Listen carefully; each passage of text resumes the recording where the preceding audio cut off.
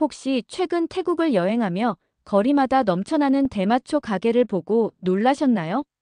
불과 몇 년 전까지만 해도 마약에 가장 엄격했던 나라가 태국이었는데 지금은 편의점처럼 대마초를 판다니 대체 어떻게 된 걸까요?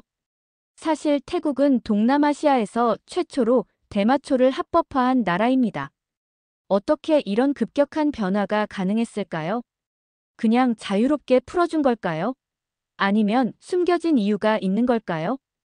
오늘은 이 질문에 대한 놀랍고 흥미진진한 이야기를 해드리겠습니다.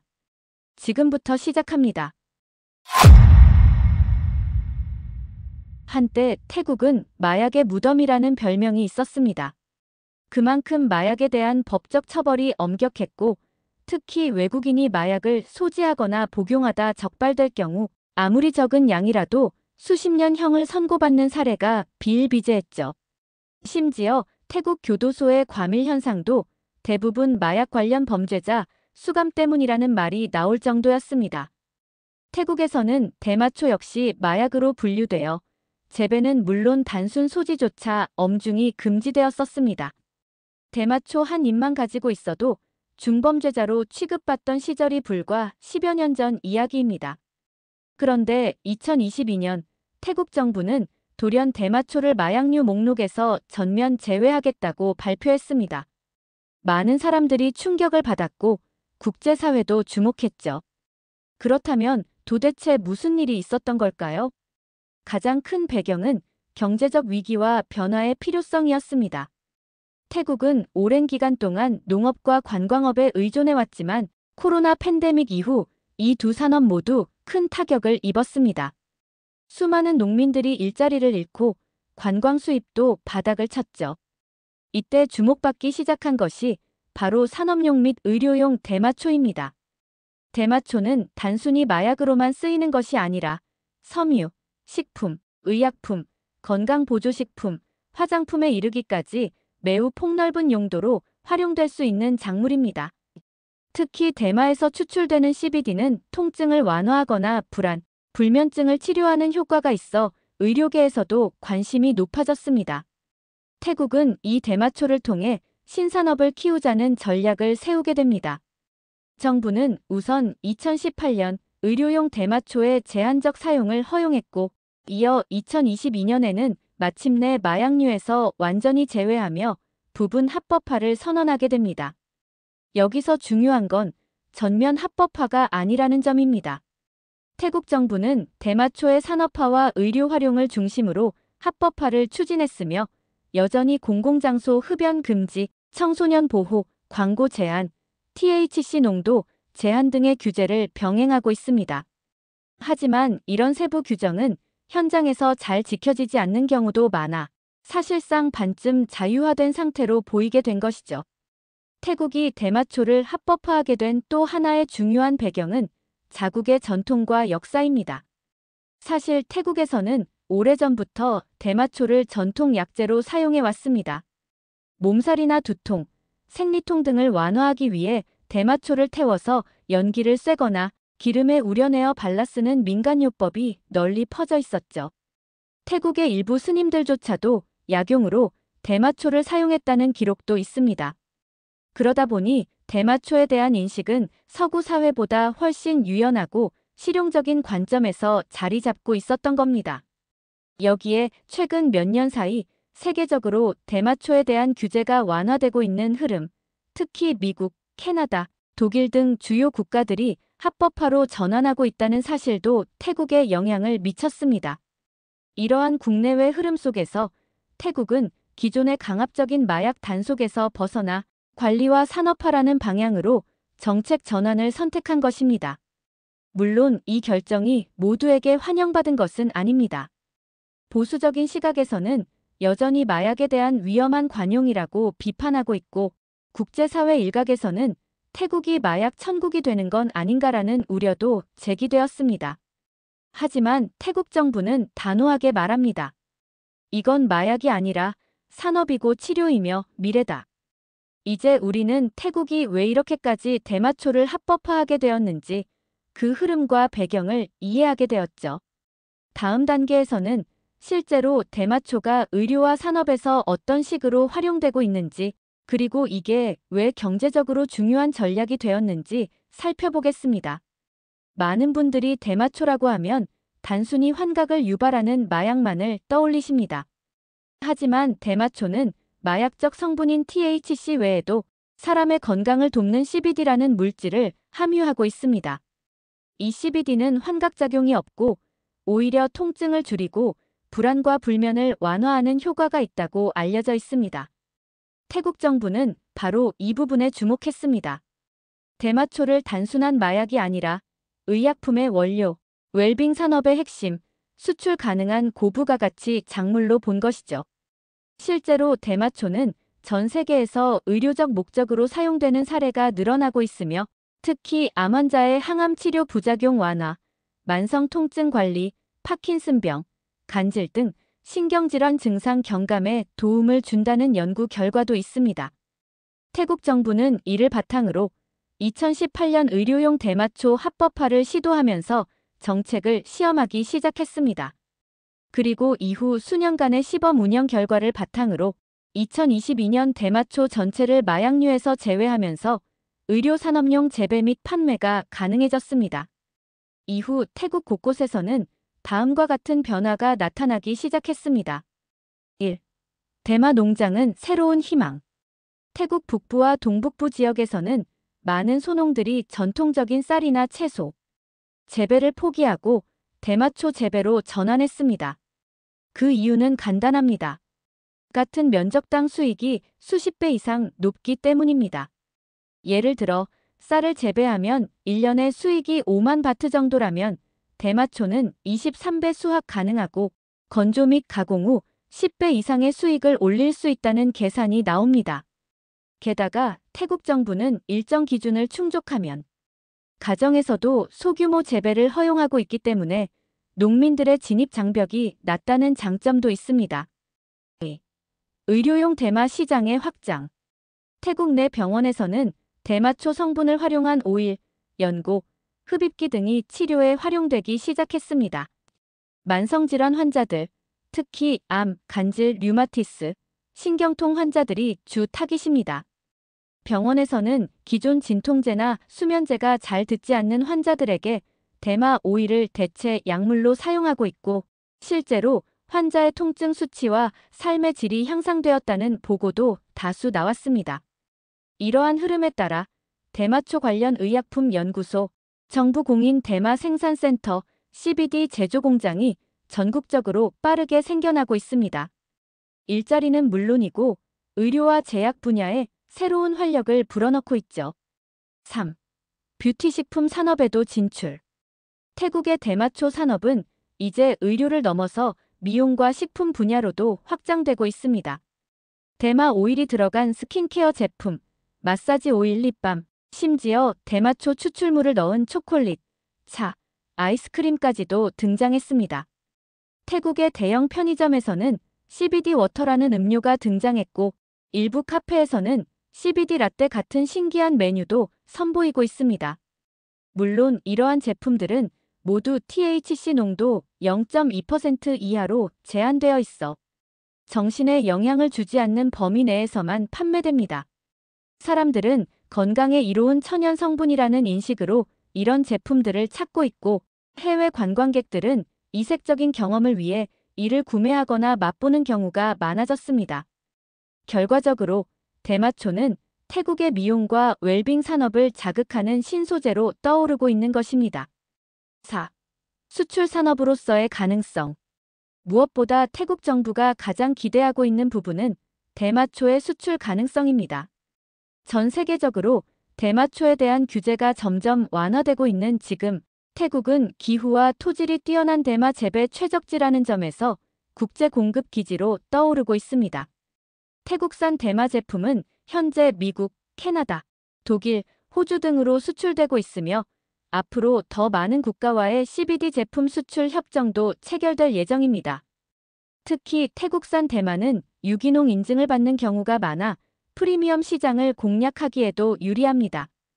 태국 정부는 2025년까지 대마초 산업으로 연간 500억 바트 이상 수익을 올리겠다는 목표를 세우고 있으며 이를 위해 연구소, 병원, 대학, 기업이 협력하는 대마 클러스터도 전국적으로 구축 중입니다. 태국은 더 이상 대마초를 금기의 식물이 아닌 경제 성장의 동력으로 삼고 있습니다. 물론 여전히 조심해야 할 점도 많고 남용을 막기 위한 관리 시스템도 강화되어야 하지만 분명한 것은 대마초가 태국에서 금기에서 기회로 변신하고 있다는 사실입니다. 태국의 대마초 합법화는 단순히 농업과 의료 산업에만 영향을 준 것이 아닙니다. 이 변화는 태국 관광 산업의 풍경을 완전히 바꾸어 놓았습니다. 코로나19 이후 한동안 침체되었던 관광 시장이 대마초를 통해 새로운 활기를 찾기 시작한 것입니다. 과거 태국을 찾는 관광객들의 주요 목적은 대부분 휴양, 문화 탐방, 마사지와 스파, 그리고 불교 사원 관광이었습니다. 그러나 2022년 대마초 합법화 이후 마리화나 투어를 목적으로 태국을 방문하는 이들이 급격히 늘어나고 있습니다. 1. 거리마다 생긴 대마초 판매점. 방콕, 치앙마이, 푸켓, 파타야 등 주요 도시를 돌아다니다 보면 이제는 편의점보다 더 많은 수의 대마초 가게들을 쉽게 찾을 수 있습니다. 간판에는 커다란 녹색 잎사귀가 그려져 있고 매장 안에는 다양한 종류의 대마초, CBD 제품, 흡연 도구, 기념품들이 진열되어 있습니다. 특히 외국인을 대상으로 하는 곳에서는 영어로 설명된 품목 리스트, 초보자용, 편안한 효과, 강한 효과 등 체험 중심의 분류가 되어 있어 흡사 커피를 고르듯이 대마초를 고를 수 있도록 만들어졌습니다. 매장 직원들은 친절하게 흡입 방법, 효과, 주의사항까지 설명해주며 관광객들의 체험을 돕고 있죠. CBD 카페와 힐링 스파의 등장은 필연. 태국의 대마 관광 산업은 단순히 대마초를 흡입하는 수준에 그치지 않습니다. 이제는 CBD를 활용한 식음료와 뷰티 상품까지 영역이 확장되면서 대마 힐링 투어라는 개념이 등장하게 되었습니다. 예를 들어 방콕의 일부 카페에서는 대마 성분이 들어간 브라우니, 라떼, 쿠키, 아이스크림을 판매하고 있으며 관광객들은 이를 먹으면서 몸은 편안해지고 마음은 안정된다는 체험을 공유합니다. 이러한 카페는 조용하고 자연 친화적인 인테리어로 꾸며져 있어 힐링 공간으로도 주목받고 있습니다. 또한 고급 리조트나 스파센터에서는 CBD 오일을 활용한 전신 마사지, 두피 마사지 프로그램도 운영되고 있습니다. 기존 타이 마사지에 대마 성분이 결합되면서 관광객들은 이색적이고 깊이 있는 휴식을 경험하게 되는 것이죠. 3. 전 세계 관광객의 관심, SNS 바이럴. 이처럼 태국의 대마초 관련 체험이 늘어나면서 SNS를 통한 홍보와 입소문도 강력한 효과를 발휘하고 있습니다. 관광객들은 태국에서의 대마 체험을 사진이나 영상으로 촬영해 인스타그램, 틱톡, 유튜브 등에 올리며 태국은 정말 다른 차원의 자유를 준다. 여긴 새로운 차원의 힐링 천국이라는 반응을 보이고 있죠. 특히 유럽, 미국, 호주 등에서 온 젊은 여행자들은 대마초 투어를 하나의 테마 여행처럼 여기고 있으며 일부 여행사는 아예 마리화나 테마 투어 패키지를 만들어 판매하기도 합니다. 숙소, 대마 전문 가이드, 흡연 가능한 공간, 대마 체험 활동이 포함된 이 패키지는 생각보다 인기가 많고 예약도 빠르게 마감된다고 합니다. 4. 현지 경제에 미치는 영향. 이러한 변화는 관광객들의 체험에만 그치지 않고 현지 상권과 일자리 창출에도 긍정적인 영향을 주고 있습니다. 예전에는 한산하던 골목이 대마초 가게 하나가 들어서면서 주변에 카페, 음식점, 마사지숍, 기념품점들이 생겨나고 지역 주민들이 새로운 일자리를 얻게 되는 일이 많아졌습니다. 치앙마이에서는 대마초 합법화 이후 새로운 소상공업자 등록수가 30% 이상 증가했고 파타야에서는 기존의 유흥산업 중심에서 대마초 체험 중심의 관광 트렌드로 분위기가 바뀌고 있다는 분석도 있습니다. 문제점도 분명히 존재. 물론 이 모든 현상이 긍정적인 면만 있는 것은 아닙니다. 관광객들이 대마초를 과도하게 복용하거나 공공장소에서 무분별하게 흡입하는 문제도 늘고 있으며 일부 외국인들은 태국의 법 체계를 제대로 이해하지 못해 불법적으로 강한 농도의 대마 제품을 소지하거나 다른 마약류와 혼동하는 사례도 발생하고 있습니다. 또한 일부 시민들은 관광객 중심의 대마 산업이 자국의 청소년과 사회 분위기에 부정적 영향을 준다는 우려를 제기하며 규제 강화와 교육 캠페인의 필요성을 주장하고 있습니다. 이에 따라 태국 정부도 최근에는 공공장소 흡연 단속 강화, 광고 규제, 청소년 접근 제한 조치를 추가적으로 시행하고 있는 상황입니다. 태국에서는 이제 아무나 어디서나 대마초를 피워도 되는 건가요? 많은 분들이 이렇게 묻습니다. 태국의 거리마다 대마초 가게가 늘어났고 카페나 마사지숍에서 CBD 제품을 사용하는 모습이 익숙해졌기 때문에 겉으로 보기에는 완전 자유로운 나라처럼 보일 수도 있습니다. 하지만 실제로는 그렇지 않습니다. 태국은 여전히 대마초 사용에 대해 여러 가지 조건과 제한을 두고 있으며 법적 기준과 단속 조항도 존재합니다. 겉모습만 보면 자유로워 보여도 내부적으로는 정교한 규제를 통해 관리된 자유를 실현하려는 시도를 하고 있는 것입니다. 1. 공공장소에서의 흡연은 불법. 태국에서는 공공장소에서 대마초를 피우는 행위는 금지되어 있습니다. 누군가 대마초를 피우다가 냄새나 연기로 인해 주변인이 불쾌감을 느끼거나 피해를 입는다면 공공의 불편을 유발한 혐의로 최대 25,000바트 약 100만 원의 벌금 또는 3개월 이하의 징역형이 부과될 수 있습니다. 예를 들어 식당 앞, 해변, 길거리, 호텔 발코니, 공원 등에서 흡연하다가 민원이 접수되면 경찰이 출동해 조사를 진행할 수 있습니다. 특히 외국인 관광객의 경우 법을 잘 모른다는 이유로 면책되지 않으며 오히려 더 주의가 필요합니다. 대마초 판매는 등록된 업소만 가능. 대마초를 판매하려면 태국 정부의 보건부 허가를 받아야 하며 정식 등록된 판매점만이 판매할 수 있습니다. 판매점은 반드시 THC 함량, 사용 방법, 주의사항을 명시해야 하며 광고 문구나 간판도 규제를 받습니다. 예를 들어 스트레스를 날려드립니다처럼 효과를 과장하거나 암시하는 표현은 법적으로 금지됩니다.